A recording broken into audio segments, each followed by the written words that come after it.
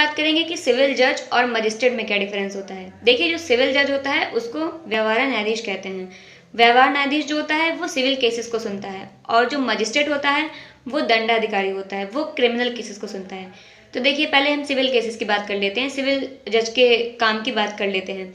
देखिए, एग्जाम्पल देके बात करें तो फिर अगर आपकी ज़मीन पर या आपके घर मकान में किसी ने कब्जा कर लिया है, तो आप कोर्ट से डिमांड कर सकते हैं, सिविल केस ला सकते हैं और कोर्ट से कह सकते हैं कि जिस व्यक्ति ने हमारे घर पे कब्जा करके जितने दिन तक वो रहा है उतने दिन का कंपनसेशन, क्षतिपूर्ति दिलाई जाए और हमारा घर खाली करवाया जाए।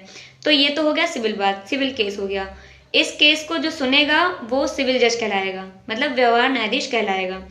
और अगर इसमें दंड का प्रावधान लाया जाता है, दंड की मांग की जाती हो, तो ये क्रिमिनल केस बन जाता है, जो कि मजिस्ट्रेट सुनता है, दंडाधिकारी सुनता है। तो ये तो हो गया सिविल जज और मजिस्ट्रेट में डिफरेंस, कि सिविल जज क्या होता है और मजिस्ट्रेट क्या होता है।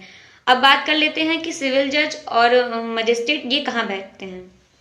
देखिए, निचली अदालत मतलब कि लोअर कोर्ट में सिविल जज और मजिस्ट्रेट बैठते हैं, मतलब व्यवहार न्यायाधीश और दंडाधिकारी सत्र न्यायालय, ऐसा आपने लिखा देखा होगा। देखिए, जो जिला न्यायाधीश होता है वो डिस्ट्रिक्ट कोर्ट में बैठता है, और जो सत्र न्यायाधीश होता है वो सेशन कोर्ट में बैठता है। और यहाँ पर मजिस्ट्रेट नहीं होता, यहाँ पे दोनों ही जज होते हैं। उसके बाद आ जाते हैं सुप्रीम कोर्ट और हाई कोर्ट में। यहाँ पे जज का होना ही न्याय है, इसीलिए कहते हैं न्यायमूर्ति। वहाँ पे जज को न्यायमूर्ति कहते हैं, मतलब कि वहाँ पे उनका होना ही न्याय है, वो ही न्याय की रूप मूर्ति हैं, वही न्याय के प्रतिरूप होते हैं, इसलिए इन्हें न्यायमूर्ति कहा जाता है। तो यहाँ पे हमने बात की न्यायमूर्ति, जज और मजिस्ट्रेट में क्या डिफरेंस होता है। ऐसी ही जानकारी के लिए सब्सक्राइब करें। Thank you so much, you watching my video for more legal updates.